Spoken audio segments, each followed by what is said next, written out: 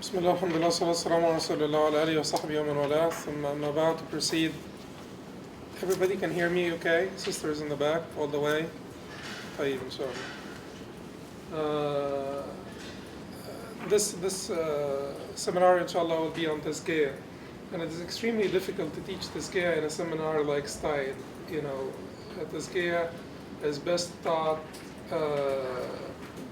in small installments in the masjid, mu'adha every once in a while that you hear that would touch your heart, and over time this builds up and the iman increases in your heart. More hands-on, more of mu'adha that is practical, that is timely, that you act upon immediately. This is how you learn Tazkiyah. However, what we'll try to do here is we'll try to basically remind ourselves of the state in which we are, remind ourselves of the importance of seeking this path of Tazkiyah, so that we are attentive in the future.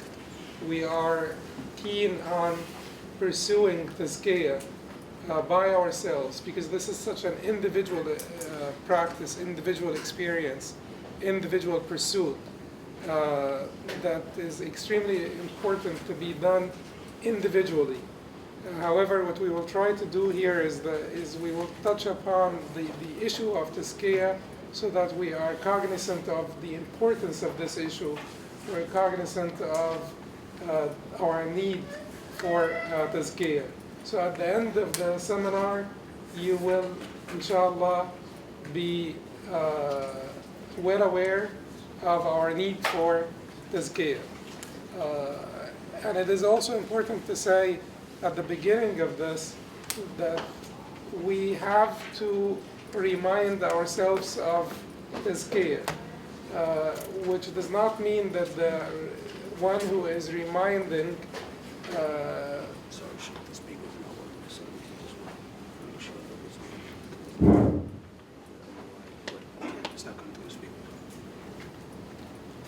we have to remind. Is this okay now? We have to remind ourselves of the importance of Tazkiyah. We have to remind ourselves of those stations of ikhlas, sincerity, muraqabah, watchfulness. It does not mean that the person who is reminding had actually reached any of those stations, and then he is calling you to come, or join him in one of those stations.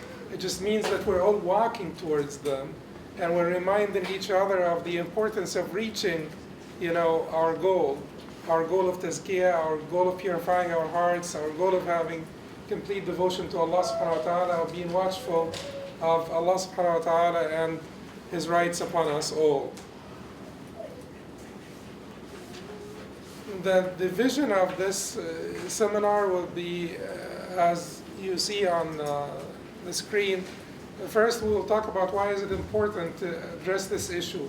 Why is it important to talk about Tazkiyah and the purification of the heart and these issues.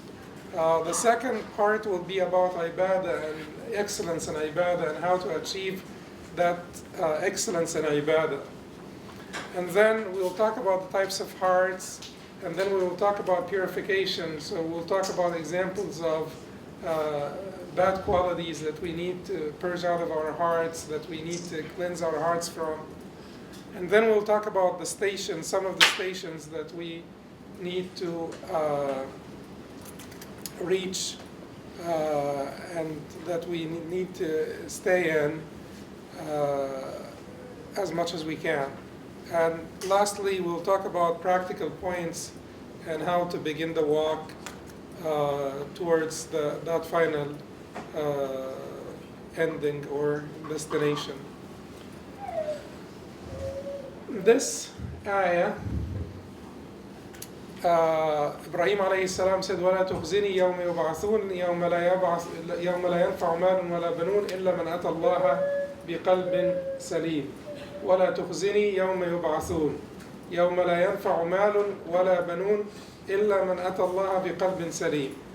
And do not disgrace me on the day they are resurrected, the day when there will be no benefit, or there will not benefit anyone, wealth or children, but only one who comes to Allah with a sound heart, with a heart that is sound. So basically, this is something that we will repeat frequently. You want to remind yourself all the time of the sudden change of currency that will happen at the moment of death.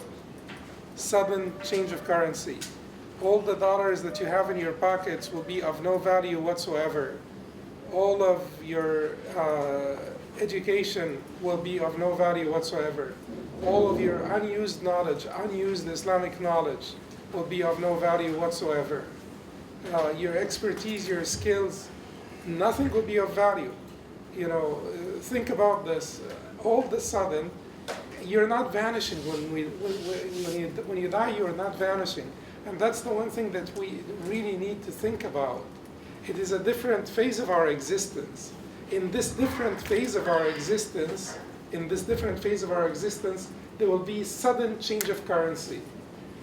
So all that you have collected, except for al-amal al-salih, except for your good deeds, and certainly the liabilities, your bad deeds. But everything else will be suddenly invalid, will become suddenly invalid. Dollars, pounds, skills, real estate, property, all will be suddenly invalid, of no use whatsoever.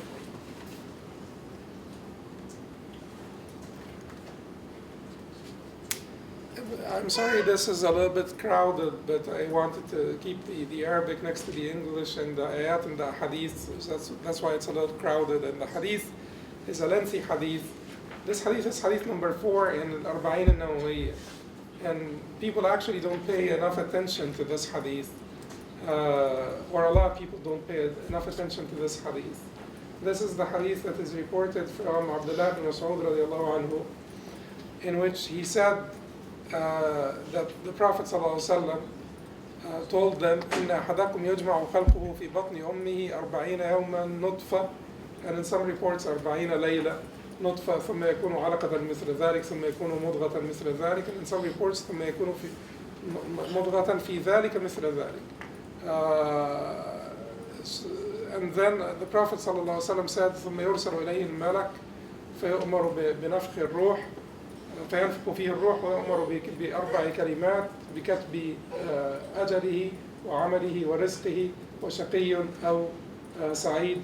فالذي نفسي بيده إن أحدكم لا يعمل بعمل أهل الجنة حتى ما يكون بينه وبينها إلا ذراع فيسبق عليه الكتاب فيعمل بعمل أهل النار فيدخلها، وإن أحدكم لا يعمل بعمل أهل النار حتى ما يكون بينه وبينها إلا ذراع فيسبق عليه الكتاب فيعمل بعمل أهل الجنة فيدخلها. The point that we wanted to highlight here in this hadith, and you can certainly, I will quickly read it. Verily, the creation of each one of you is brought together in his mother's belly for 40 days in the form of a seed or nutfa, a drop.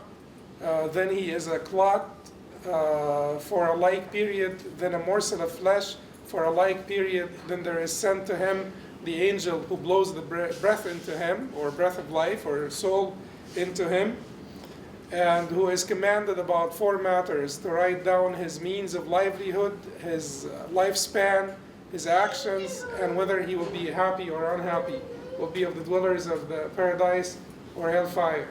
In some other reports, there are, in Muslims' reports, there are indications that all of this will happen in the first 40 days, not 40 plus 40 plus 40, but rather all of this will happen in the first 40 days. And then the Prophet ﷺ said, which is what matters here to our topic, by Allah, other than whom there is no God, verily one of you behaves like the people of paradise until there is but an arm's span or an arm's length between him and it, and that which has been written over, or that which has been written takes over or overtakes him, and so he behaves like the people of the hellfire. And the opposite, also one will behave like the people of the hellfire until the decree that was written, that was inscribed in the book, when when the angel came down and inscribed those decrees in the book, will take over him. But here's what we have to ponder. Why would Allah do this to us? Why would you do the works of the people of paradise for your entire life, and then Allah decides to just misguide you if you're not deserving? Hypocrisy. Some of the scholars said hypocrisy, but can hypocrisy actually get you closer to paradise? It says here in the hadith, until there is only an arm span between him and paradise. Hypocrisy doesn't get you any closer to paradise. It is basically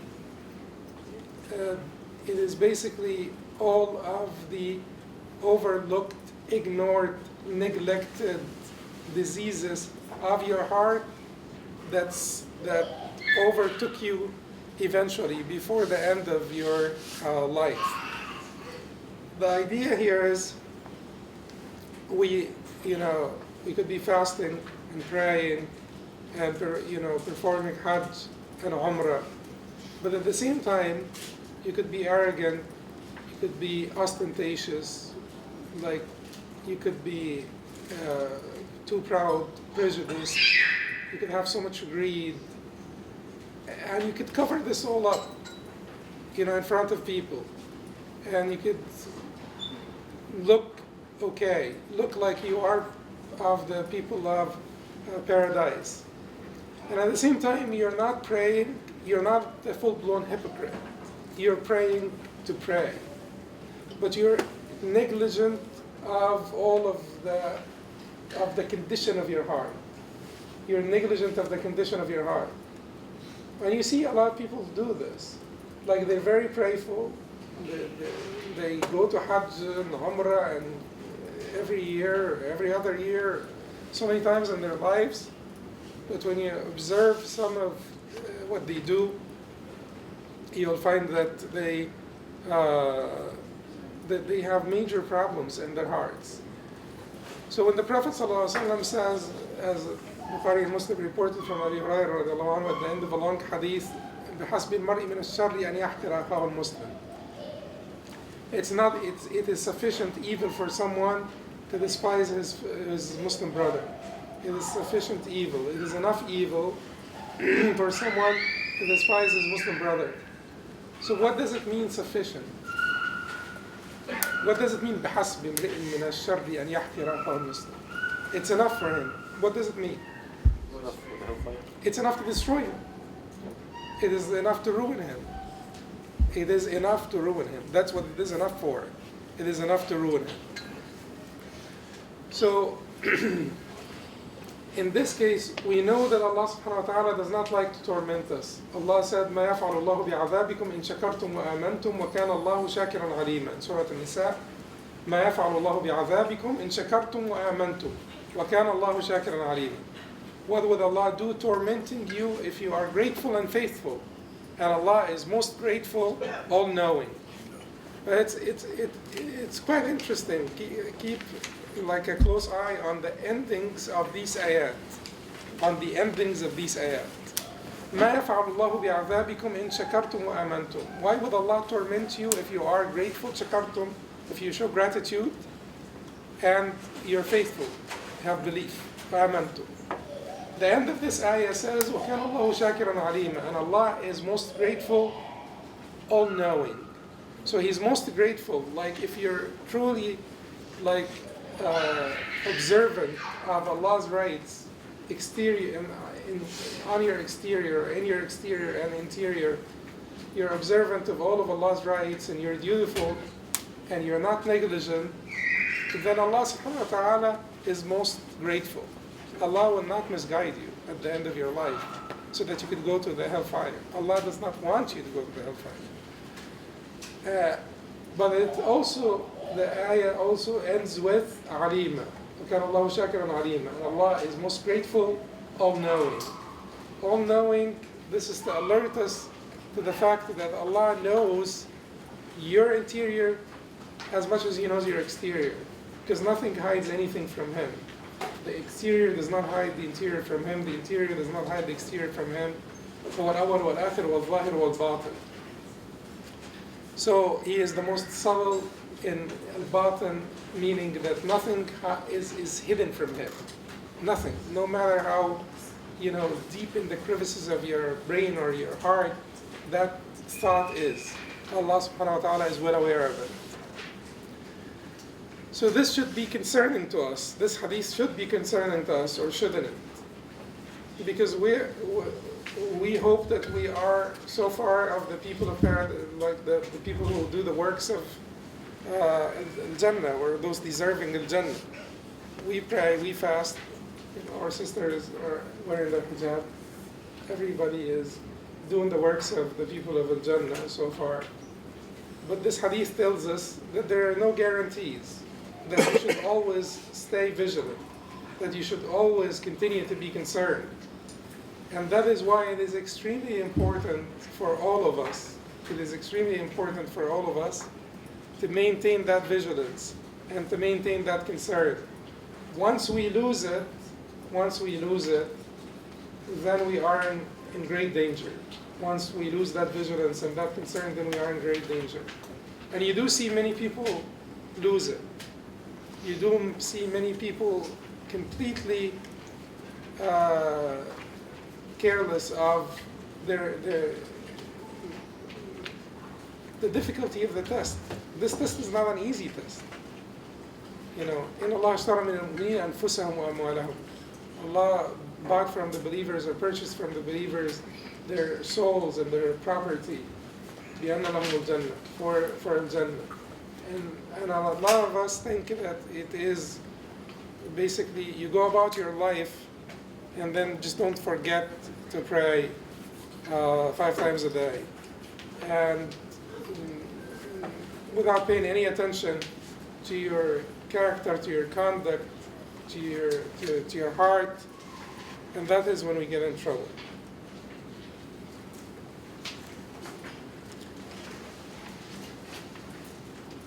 It is important that we learn about Tazkiyah, because Allah subhanahu wa ta'ala says, قَدْ أَفْلَحَ مَنْ زَكَّاهَا وَقَدْ خَابَ مَنْ دَسَّاهَا. He has succeeded who purifies it, who purifies his soul, and he has failed who instills it with corruption, corrupts it. So he has succeeded who purifies it, and he has failed who corrupts it. But this hadith, this ayah is not just to tell us that you're successful if you purify your nafs.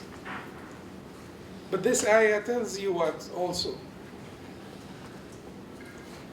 That you can purify your nafs. You can purify your nafs. And that is why it is important for us to start the work, because it's doable. Because all of the qualities that we have neglected, all of the bad qualities in our hearts that we have neglected, that we have not taken care of, could actually be removed. If you think that you have no problem in your heart, then you have a big problem, a huge problem.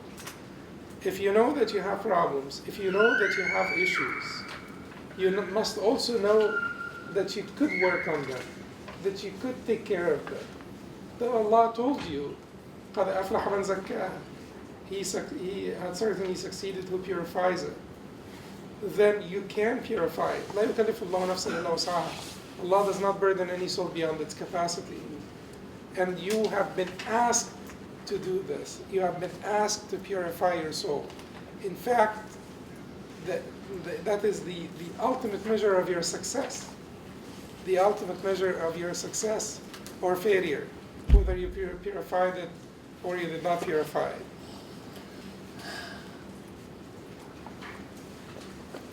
It is important, however, that you do not fall in despair, that you understand that while you are aware of our human ability, our ability as human beings to purify our souls.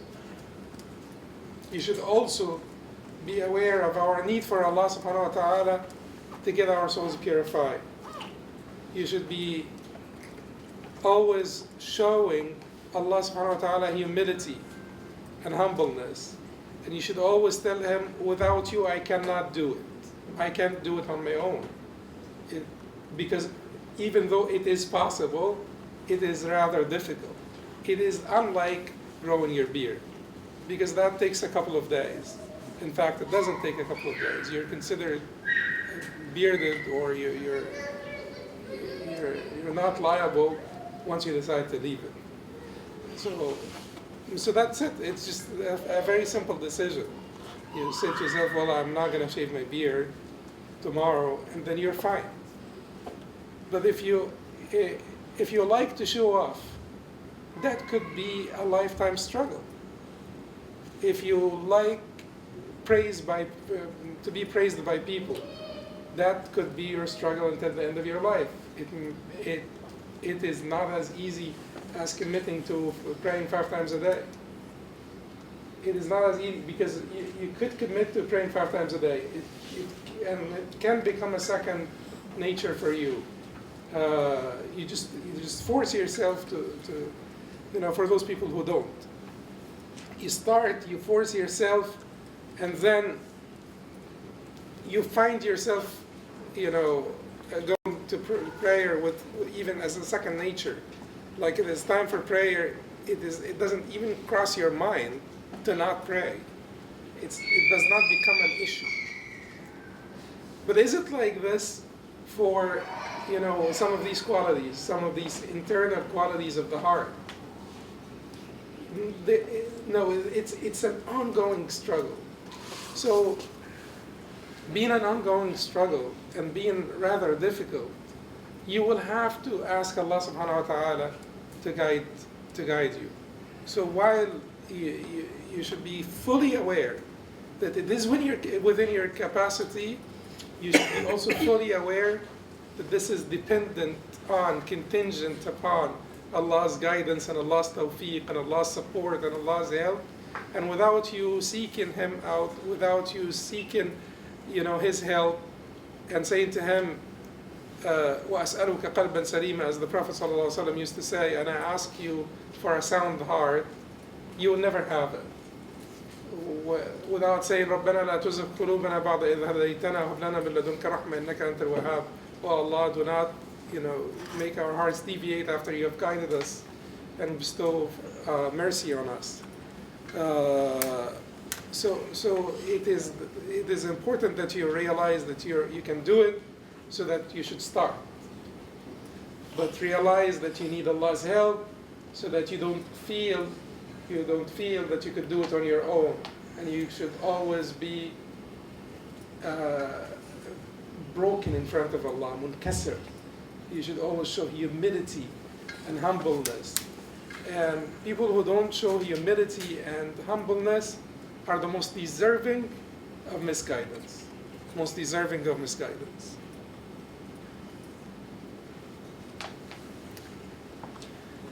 Also, we need to do this because without the purification of the heart, you're not only losing the hereafter, you're losing this dunya as well.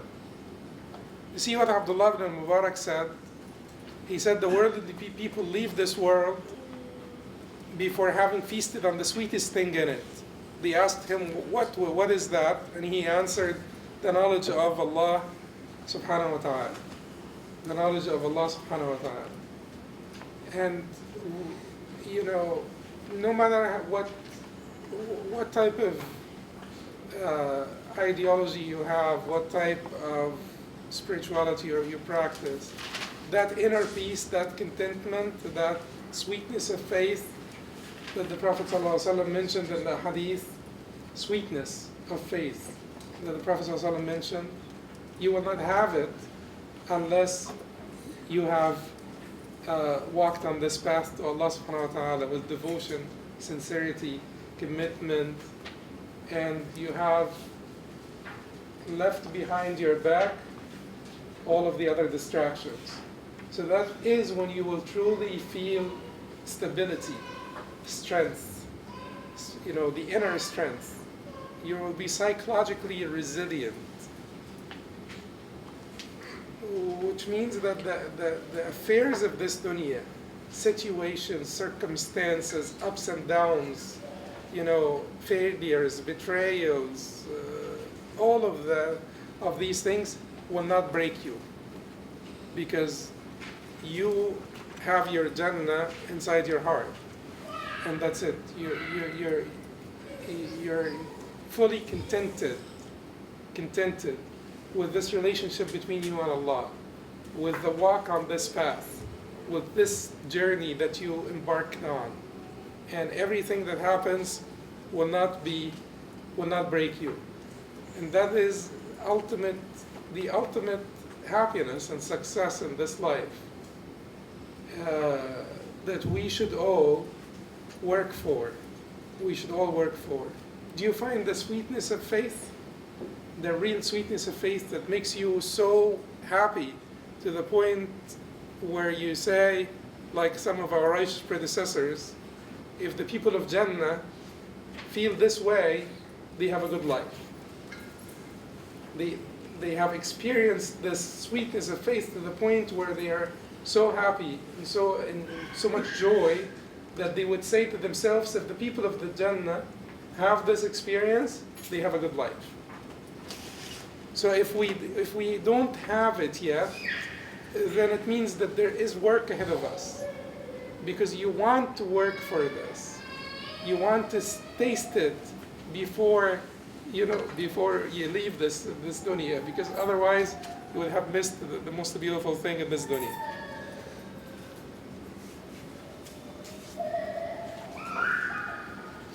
And forgive me if the picture may sound not very tactful, because the light here means, like a reference to al-Barzakh, to the next phase of your existence. Keep this in mind. What does it say, Sahih International? It is the translation. Translation is called Sahih International. It's actually Muhsin Khan and Taqiyuddin Hilali, but with some modification. Right, Muhammad?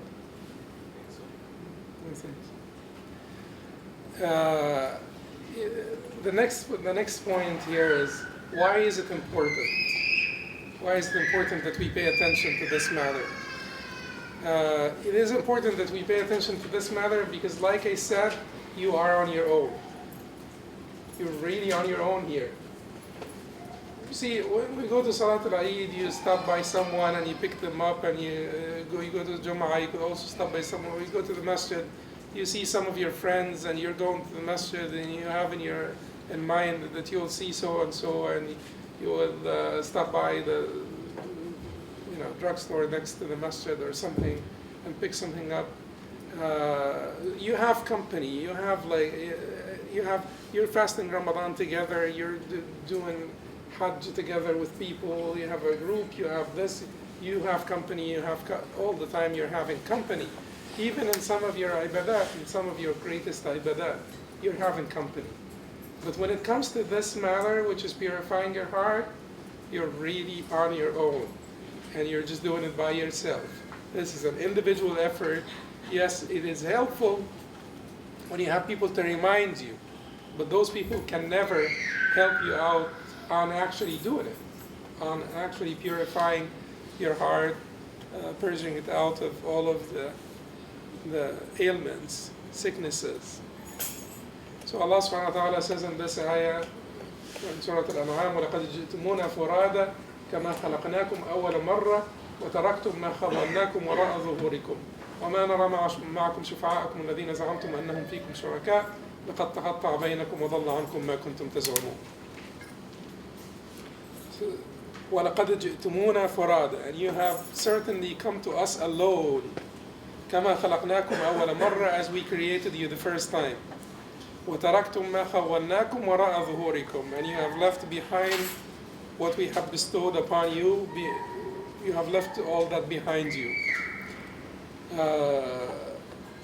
So as just remember this, and remember that this is going to happen. You will feel this in, sakarat al-maut, the stupor of death.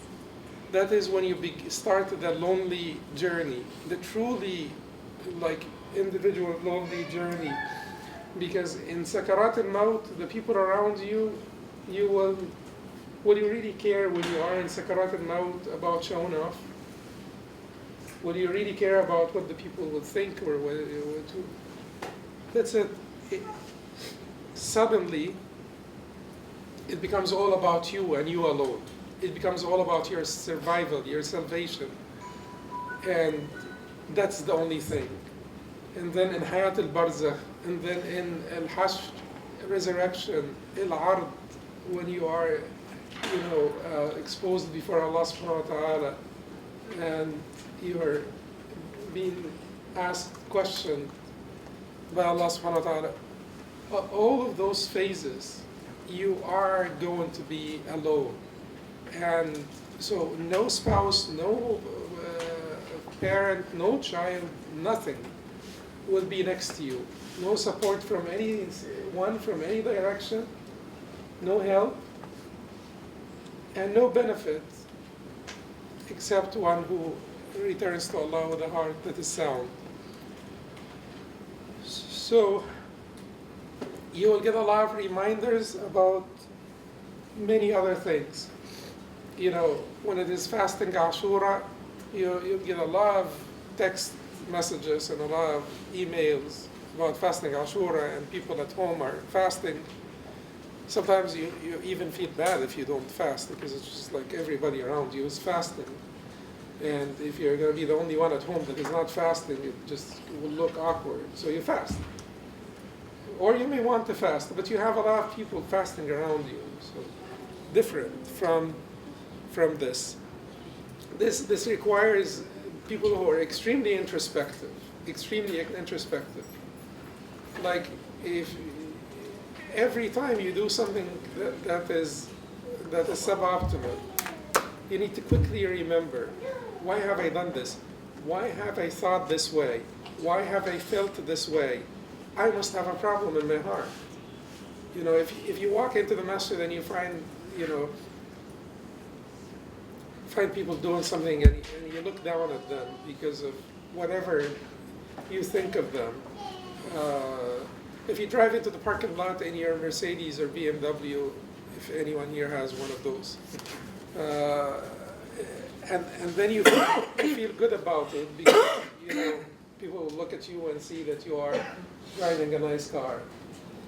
And then you say to yourself, wait a second, what is happening here? What's happening to my life? How am I doing this? How did I get this low? And then you immediately start the treatment. You immediately start the treatment. And the treatment here is to humiliate yourself further before Allah subhanahu wa ta'ala and before His servants. But it requires you to be individually vigilant, alert all the time, and you take care of whatever happens to your heart immediately, because no one will see it. No one will see it. No one will see inside your heart. And even if people can see it to some extent, see that you're showing off or you're this or that, it will be very hard for people to tell you, because this is again an action of the heart. So you could always tell them, well, who told you? I didn't feel that way. Versus when people see you committing a sin, and they tell you, no, this is incorrect, and the proof is here, and so on.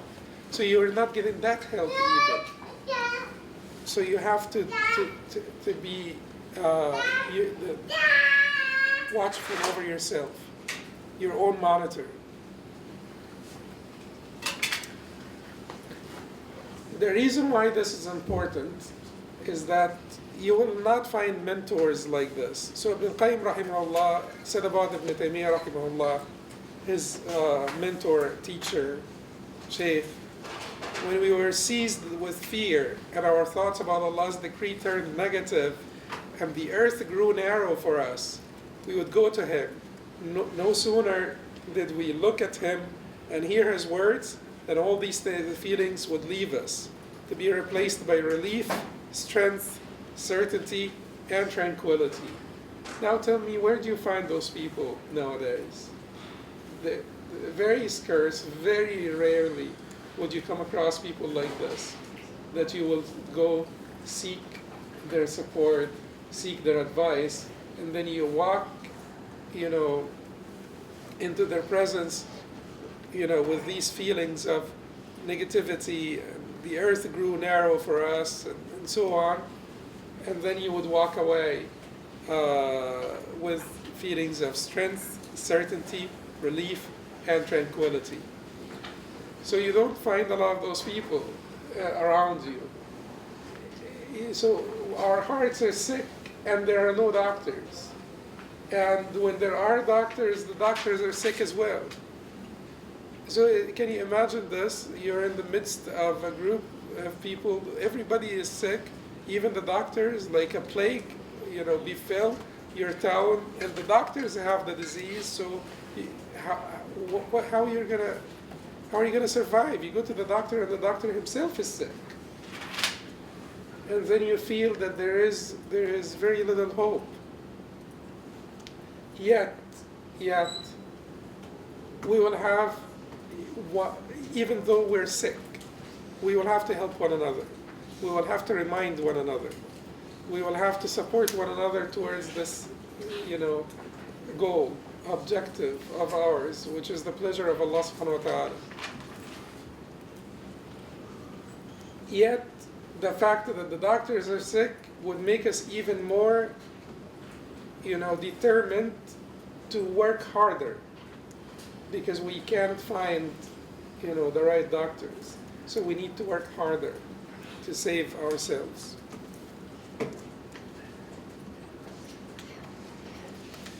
The next section, inshallah, will be about the types of hearts.